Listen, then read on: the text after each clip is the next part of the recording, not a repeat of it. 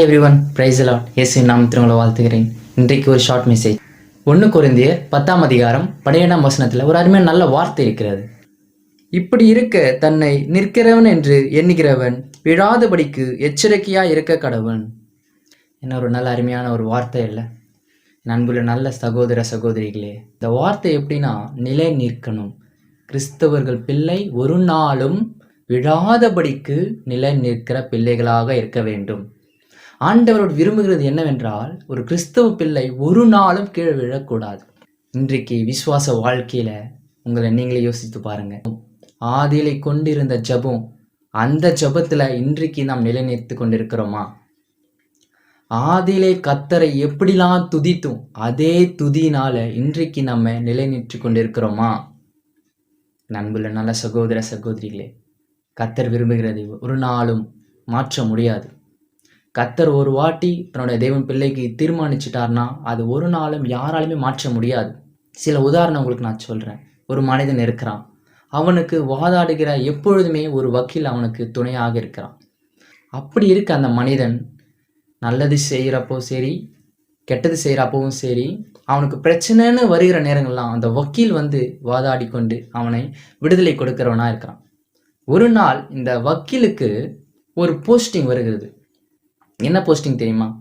அட்வொகேட்டாக இருந்து ஒரு ஜட்ஜாக கூடிய ஒரு போஸ்டிங் வருகிறது. ஒரு நாள் அவன் ஜட்ஜும் ஆகிவிட்டான். அந்த வக்கீல்ன்றவன் ஜட்ஜும் ஆகிட்டான். இன்றைக்கு அவனுக்கு துணையாக எப்போதும் தப்புகளோ தவறுகளோ செய்துக்கிறான் அந்த மனுஷன் ஒரு நாள் தவறு செய்து கொண்டு மாட்டிக்கிறான். தன்னுடைய வக்கீல் கிட்ட போகிறான். எப்பவுமே அவன் தானே வாதாடுறான். எந்த ஒரு காரியங்கள் கூட அவன் வாதாடி ஜெயிச்சிருவான் என்ற நம்பிக்கையோடு அவங்ககிட்ட போகிறான். இந்த வக்கீல் கிட்ட போய் நிற்கிற போது, இந்த சில தவறுகள்லாம் நான் செய்துட்டேன், இந்த இடத்துல நான் விழுந்து போயிட்டேன், நீ எப்படியாவது என்ன வாதாடி மீட்டு கொண்டு வரணும் அப்படின்னு அவன்கிட்ட சொல்கிறான். அதுக்கு அந்த வக்கீல் ஒரு வார்த்தை சொல்கிறான். என்னென்ன வார்த்தை தெரியுமா? எந்நாள் வரைக்கும் நான் உனக்காக வாதாடி கொண்டு இருந்தேன், ஏனென்றால் அந்த நேரங்களெல்லாம் நான் ஒரு வக்கீல் அப்படின்னு அவன் வாதாடி கொண்டு இருந்தான். என்னோட வாதாட காலங்கள்லாம் முடிந்து போச்சு, இன்னைக்கு நான் ஒரு ஜட்ஜான பொசிஷனில் இருக்கேன், நீயே இந்த தவறை ஒத்துக்கொண்ட, இன்னைக்கு கண்டிப்பாக உனக்கு நான் ஜட்ஜ்மெண்ட் எழுதிடுவேன். என் அன்பு நல்ல சகோதர சகோதரிகளே, வாதாடுகிற நேரங்கள் எல்லாம் வாதாடிட்டான். தப்பு செய்கிற நேரங்கள் எல்லாவற்றும் தப்புகள் எல்லாம் அறிக்கையிட்டு அவன்கிட்ட போய் நிற்கிற போது வாதாடி கொண்டு அவனை விடுதலை ஆக்கிறவனாக அந்த வக்கீல் காணப்பட்டான். அவன் பொசிஷனை சேஞ்ச் ஆகும் போது நீ என்ன தான் தவறு செய்தாலும் கூட அந்த பொசிஷன்ல இருந்து அவனை காப்பாற்ற முடியாது. ஏன்னா அது ஒரு ஜட்ஜ்மெண்ட். ஒரு ஜட்ஜி என்ன பொசிஷன் தரானோ அதுதான் கடைசியான தீர்ப்பு. இன்னைக்கு நம்மளோட வாழ்க்கையில கூட கர்த்தர் நமக்காக வாதாடி கொண்டே இருக்கிறார். இன்றைக்கு வாக்குத்தத்தம் அப்படிதான் இருக்கிறது. நீ நிற்கிற என்பதை நீ அறிந்திருக்கிறாய், ஆனா அந்த நிற்கிறதை நீ விழாமல் நிற்க வேண்டும். நீ கீழே விழும்போதெல்லாம் கர்த்தர் உன்னை தூக்கி எடுக்க வல்லவராக இருக்கிறார். அவர் உனக்காக வாதாடி கொண்டு தன் மகன் தவறு செய்து விட்டான், தன் மகள் இந்த இடத்துல விழுந்து விட்டாள் அப்படின்னு சொல்லி கொண்டு ஆண்டவர் தூக்கி நிறுத்துகிறவராக இருக்கிறார். ஆனால் நல்லா புரிந்து கொள்ளணும், கர்த்தர் உனக்காக வாதாடி கொண்டு பேசுகிற காலம் எல்லாம் ஒரு குறிப்பிட்ட காலம். நியாய தீர்ப்பு என்பது ஒரு காலம் வரும். அப்போ அந்த இடத்துல அவர் ஜட்ஜ்மெண்ட் டேவாக மாறுவார். எல்லாற்றுக்கும் உயர்ந்தவராக அந்த இடத்துல நிலைநிற்கப்படுவார். அப்பொழுது நீ உனக்காக கர்த்தர் வாதாட மாட்டார். அன்றைக்கு அந்த உதாரணமாக இருக்கிற ஒரு மனுஷன் சொல்கிறான். என்ன சொன்னான்? எனக்கு நீ எல்லாவற்றிலும் வாதாடின, இன்னைக்கு ஒரு பொசிஷன் ஜட்ஜ் ஆகிட்ட போது நீ எனக்கு வாதாட மாட்டேன்னு நான் கற்றுக்கொண்டேன். நம்மளோட வாழ்க்கையில் நாம் செய்கிற தவறுகள் தப்புகள் எல்லாவற்றிலும் நம்மை விழக்கூடும்.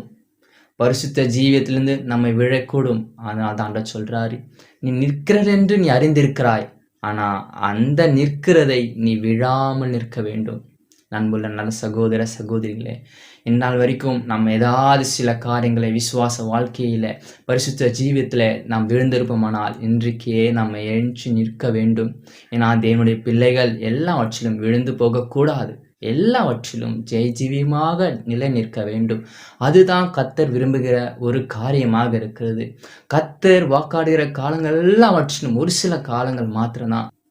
கர்த்தர் நியாயாதிபதி சிங்காசனத்து முன்னாடி நீ போய் நிற்கும் போது கர்த்தனுக்காக வாதாட மாட்டேன்.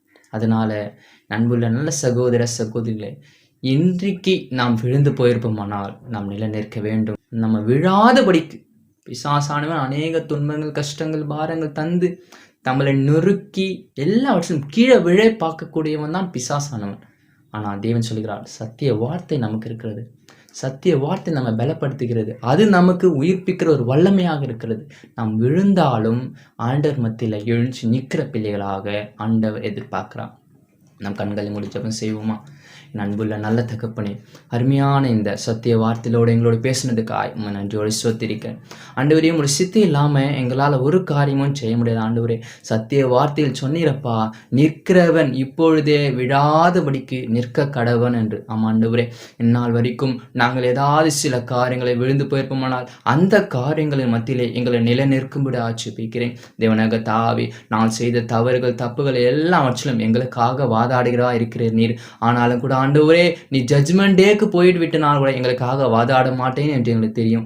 ஆண்டவரே, இப்பொழுது ஆண்டவரே, எங்களை நாங்களே சரிக்கொட்ட எங்களுக்கு நீ கிருபை தாரும்படி ஆட்சேபிக்கிறேன். எங்களோட தப்புகள் தவறுகள் எல்லாவற்றும் உம்முடைய கருத்தில் ஒப்பு கொடுக்கிற ஆண்டவரே, நீர் எங்களை பாதுகாத்துக்கொள்ளும், நீர் எங்களை ஒழுங்கின்படி நடத்தும், நீர் எங்களை வழிநடத்தும்படி ஆட்சேபிக்கிறேன். சர்வ வல்லமுள்ள தெய்வமே, இந்த சத்திய வார்த்தையோடு எங்களோடு பேசுனதுக்காய் ஸ்தோத்திரம். நான் விசுவாசிக்கிற ஆண்டவரே, இன்றைக்கே நீ எங்களை நிலை நிற்பி போகிறதுக்காக நீ கொடுக்க போகிற வல்லமையினால கிருபைக்காக ஸ்தோத்திரம். உம்முடைய மகத்துவத்தின் வல்லமுள்ள நாமத்தில் நான் ஜெபிக்கிறேன் ஆண்டவரே. உம்முடைய நாமம் என்றென்றும் உயர்த்தப்படட்டும் ஆண்டவரே. உம்முடைய பிள்ளைகள் நாங்கள் ஒரு நாளும் விழாதபடி ஆண்டவரே, எல்லாவற்றிலும் நிலை நிற்கிற பிள்ளைகளாக எங்களை மாற்றும்படி ஆட்சேபிக்கிறேன். உம்முடைய மகத்துவத்தின் வல்லமுள்ள நாமத்தில் நான் ஜெபிக்கிறேன் ஆண்டவரே. ஜெபங்களும் என் ஜீவனால பிதாவே, ஆமேன். என் அன்புள்ள நல்ல சகோதர சகோதரிகளே, இந்த சத்திய வார்த்தைகளோடு தேவன் உங்களோடு பேசியிருப்பான் என்று நான் விசுவாசிக்கிறேன். இன்னும் கர்த்தர் நம்மளை அநேக காரியங்களிலே நிலை நிற்கிற பிள்ளைகளாக கர்த்தர் மாற்றி உங்களை வழிநடத்துவாராக. ஆமேன். God bless you all.